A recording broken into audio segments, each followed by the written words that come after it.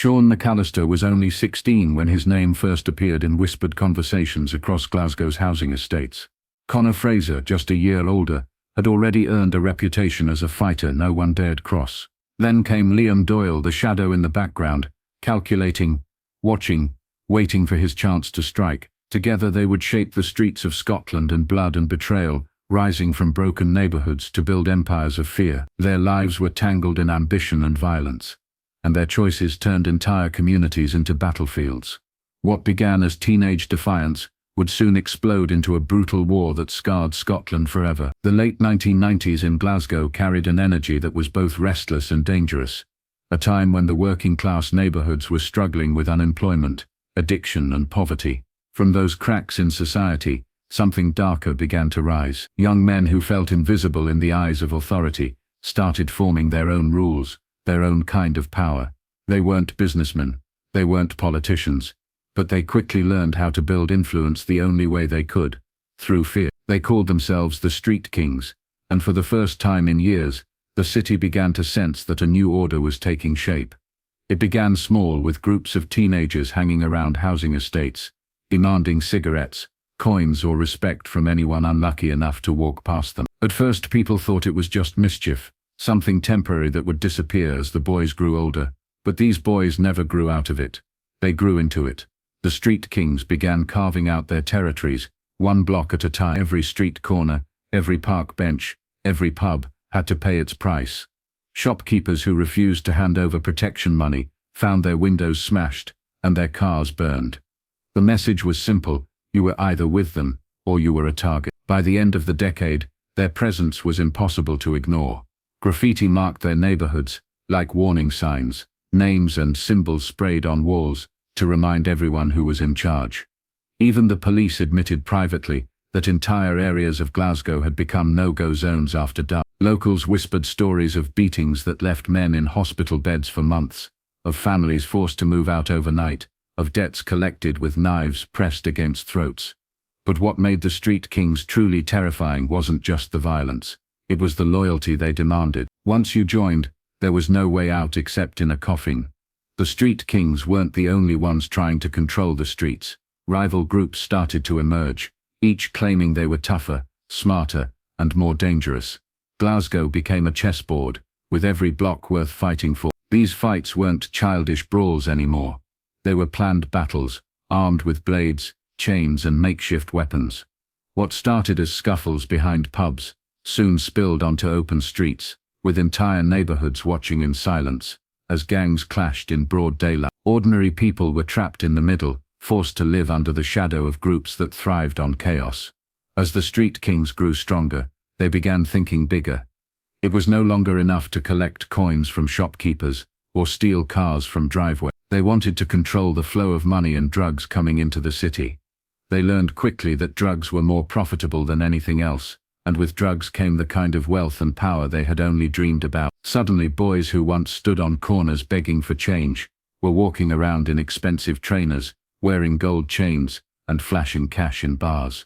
Some locals admired them, seeing them as symbols of success in a world that gave them nothing. Others feared them, knowing exactly where that money came from. But for all their power, there was always a cost.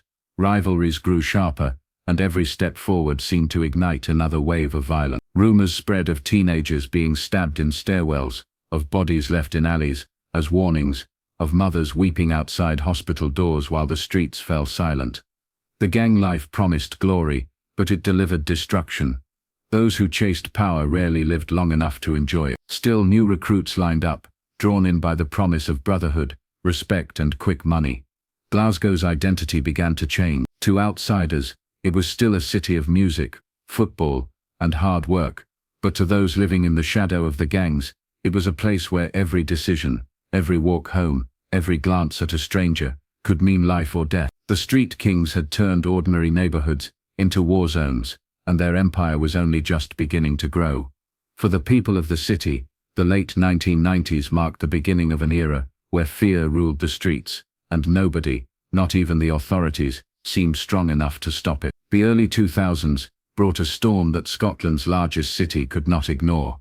Glasgow's reputation for grit and resilience had always defined it, But now the streets themselves became battlegrounds for control, and the River Clyde stood as a silent witness to a new era of gang violence. The street kings, who had risen from nothing in the late 1990s, now faced their most dangerous rivals, the Iron Fists. These were not reckless young boys fighting for scraps. They were organized, disciplined, and determined to wipe out anyone who stood in their way. Their war with the street kings turned Glasgow into one of the most dangerous places in Britain.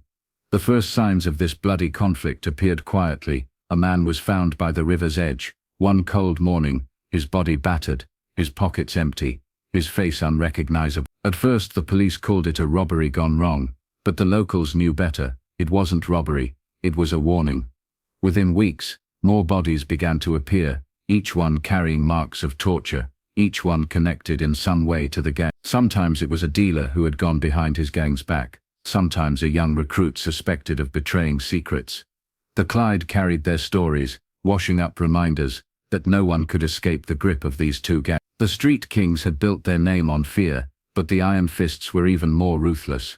They operated with military-like precision, striking fast, then disappearing before the police could react. Their members roared through the streets on motorbikes, wearing masks, attacking rivals in broad daylight. For ordinary families, stepping outside after sunset became unthinkable. Children grew up listening to the sound of sirens and learning which alleys to avoid. Every corner carried danger, every stranger could be linked to one gang or the other. The violence spread beyond Glasgow. Other Scottish towns soon felt the ripple effect. Dundee, Edinburgh, and Aberdeen all saw their own flare-ups, as smaller gangs pledged loyalty to either the street kings or the Iron Fists. Scotland was turning into a map of territories, each ruled by a group hungry for more.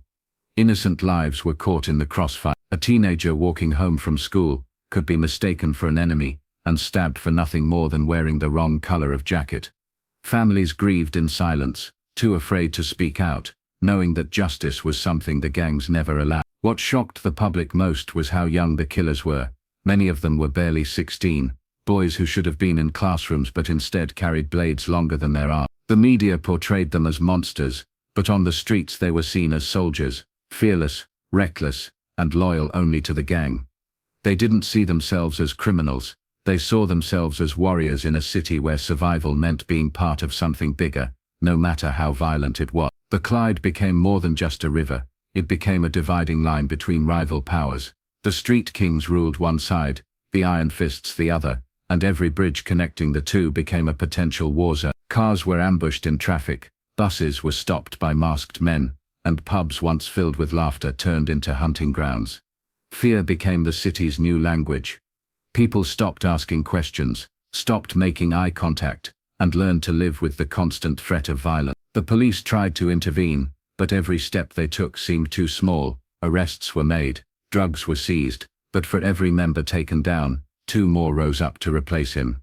Communities stopped trusting the authorities. They believed the gangs had more power than the law itself, and in many ways they were right. The gangs controlled not only the drugs and weapons, but also the silence of the people. The most chilling aspect of this war was the way violence became normal. A stabbing on a Saturday night barely made the news. Families heard the sounds of fighting outside their homes, and didn't even look out the window. Glasgow had become numb to the bloodshed, accepting it as part of everyday life. The city had entered a new phase, one where the rules were no longer written by governments or police, but by young men with nothing to lose.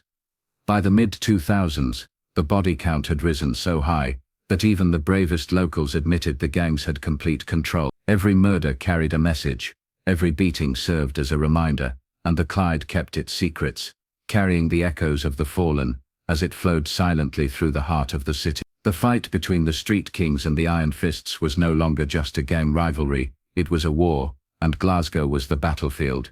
By the middle of the 2000s, the war between Glasgow's gangs had reached a fever pitch, but the greatest threat to the street kings did not come from the outside. It came from within.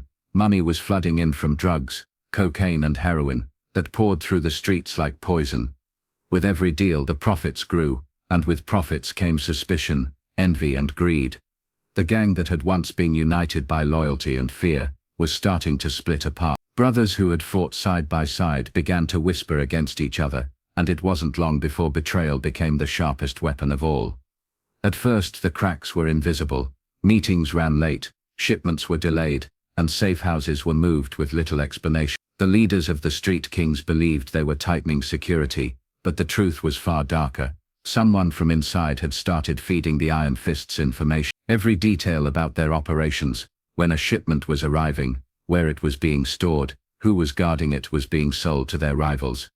At first the Street Kings thought it was bad luck, but bad luck doesn't happen over and over again with such precision. Ambushes became routine. Vans full of drugs vanished overnight. Men guarding stashes were attacked in places only insiders would know about. It became impossible to ignore.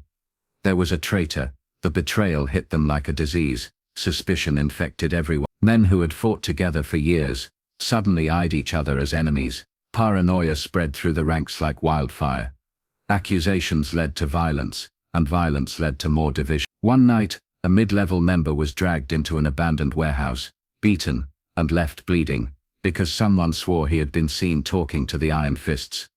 The man was innocent, but by the time the mistake was discovered, he was already in the hospital, fighting for his life. Fear consumed them all, and the Street Kings began destroying themselves from within. The Iron Fists watched the collapse with cold amusement. For them, the betrayal was a gift. Every time the Street Kings struck at one another, the Iron Fists grew stronger. They didn't need to kill as many rivals themselves. The Kings were doing it for them.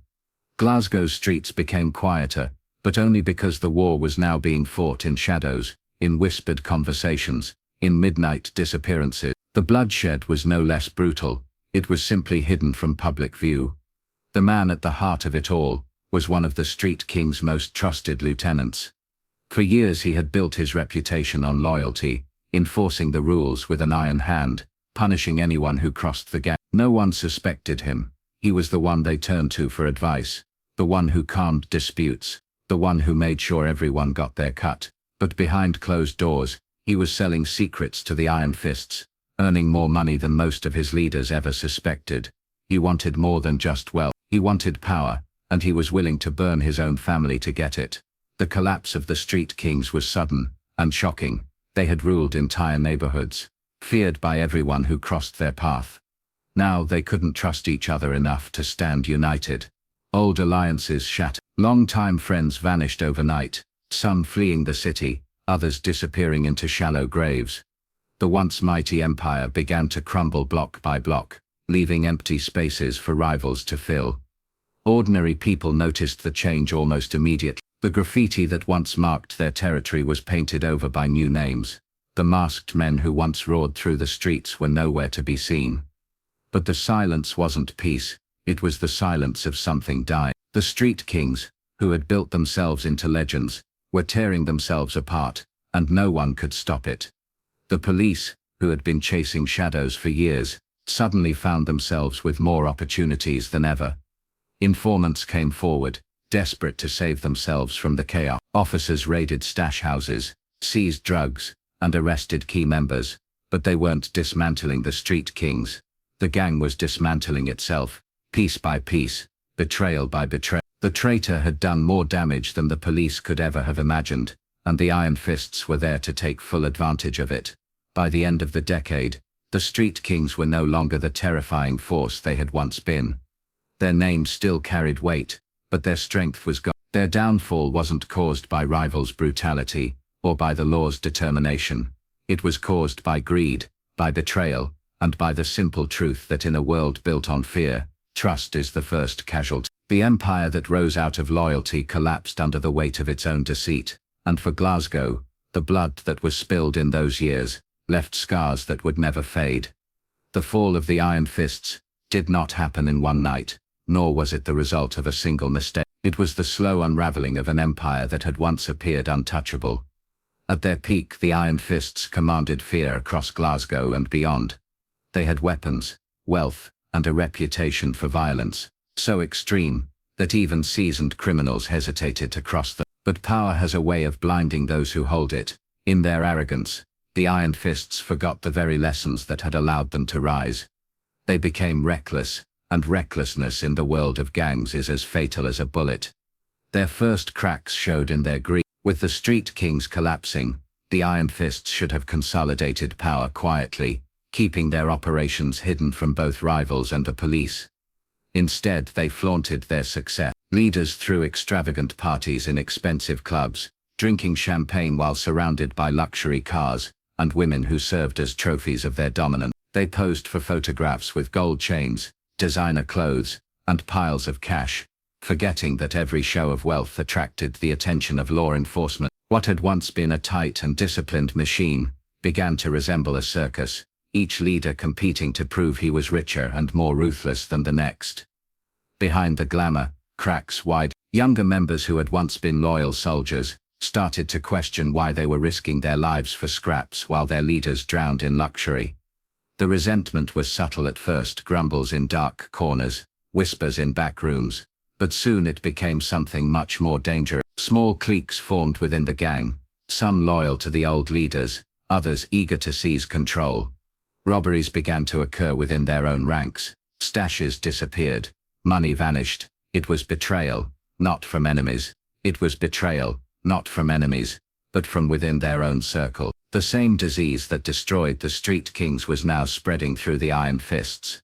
The police, long frustrated by the gang's secrecy, found themselves with an unexpected advantage. Informants began to appear, low-level members who had grown tired of living in fear and poverty, while watching their leaders bask in glory.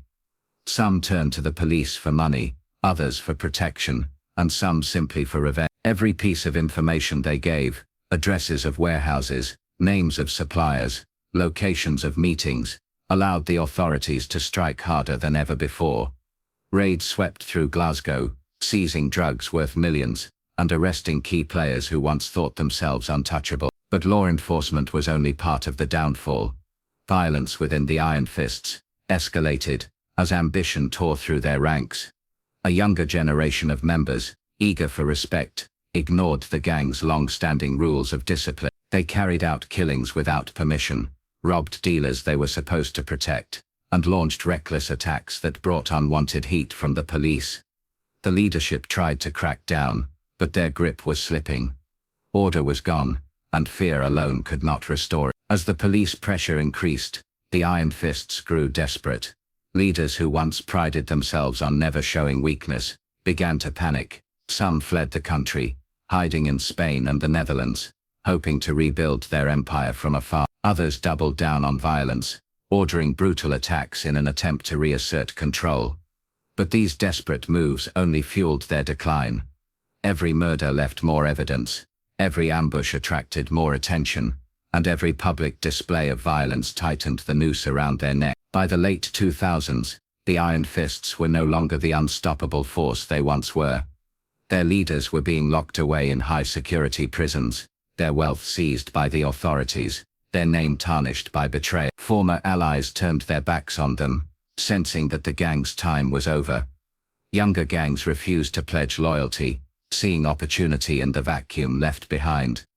What was once an empire feared across Scotland had crumbled into fragments, scattered and leaderless. For ordinary people, the fall of the Iron Fists brought a brief moment of relief. The constant street battles slowed, the visible violence that had haunted neighborhoods began to fade, but it was not true peace. The Iron Fists' collapse did not erase the world they had built, it only opened the door for others to step in. Smaller groups, leaner and hungrier, began carving up what was left of their empire. The brutality did not disappear, it simply changed hands. The fall of the Iron Fists serves as a reminder of a truth that repeats itself in the underworld. Power built on fear and greed can never last.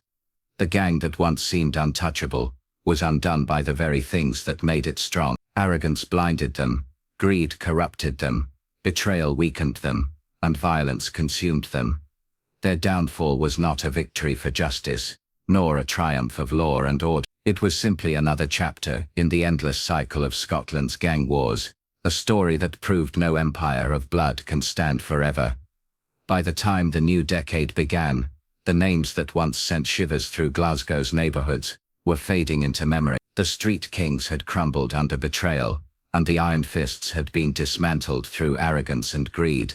To the outside world, it looked like the nightmare was finally ending. Politicians proudly declared that Scotland's streets were safer, that the gangs had been broken, that the tide of violence had been turned, but anyone living in the communities that had suffered for years knew this was far from the truth. The gangs had not vanished. They had only changed their faces, adapted to survive, and evolved into something even harder to detect. The fall of the major gangs created a dangerous vacuum. For years, two names had dominated the streets, and with their collapse, the criminal landscape fractured into smaller groups. These new gangs were not as large, nor as loud, but they were far more cunning. They studied the mistakes of those who came before them. They did not cover walls with graffiti, did not parade through the city on motorbikes, and did not flaunt gold chains in nightclubs. They blended into their communities, hiding in plain sight. The violence did not end. It simply became quieter, sharper, and more difficult to trace. In the shadows, drugs continued to flow, and if anything, the trade grew stronger. The new gangs had learned that secrecy was their greatest weapon. They used technology to coordinate movements, encrypted phones to mask their conversations, and false identities to confuse the police. Unlike the old gangs who ruled with open shows of violence, these new groups preferred efficiency. A single beating, a single disappearance, a single warning left in the dark, was all it took to control entire neighborhoods.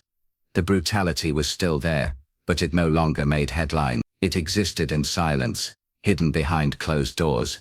Ordinary families remained trapped in the same cycle of fear. Children grew up knowing which corners to avoid, which strangers not to look at, and which questions never to ask. Mothers still prayed their sons would not be lured into the gangs, yet the temptation was always present. The promise of quick money and instant respect remained as powerful as ever. Poverty had not disappeared, nor had the lack of opportunity that had birthed the gangs in the first place. For every leader locked in prison, a dozen young boys waited in line to take his place. The police celebrated victories, but even they admitted in private that the battle was far from over. They seized drugs, raided safe houses, and broke up operations, yet every time one group was dismantled, another appeared. The names changed, but the structure remained the same. Violence was simply passed down like an inheritance. It was no longer about two gangs fighting for dominance. It was dozens of smaller ones carving up the city, spreading their influence in every direction. The most chilling truth was how invisible it had become. In the days of the street kings and the iron fists, the war had been obvious. Flashing sirens, roaring motorbikes, blood on the streets. Now the war was hidden.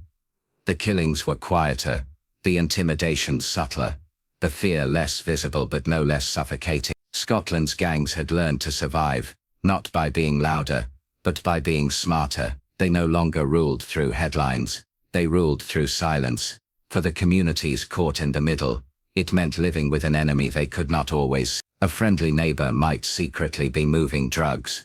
A boy playing football in the park might already be running errands for a gang. A quiet flat above a shop might be storing weapons. People learned to look away, to keep their heads down, to survive by pretending they saw nothing at all. The legacy of the street kings and the iron fists still haunted the city. The scars left by their reign of terror were carved deep into families, into neighborhoods, into the very identity of Glasgow. Older generations spoke of the days when fear ruled openly, while the younger ones grew up under a quieter, but equally dangerous shadow. The brutal truth was that the story of Scotland's gangs had no ending. It was a cycle, one that repeated itself again and again, each time with new faces, new methods, and new victims. What the authorities celebrated as victory was, in reality, only the closing of one chapter, and the opening of another. The names of the old gangs might be spoken only in whispers now,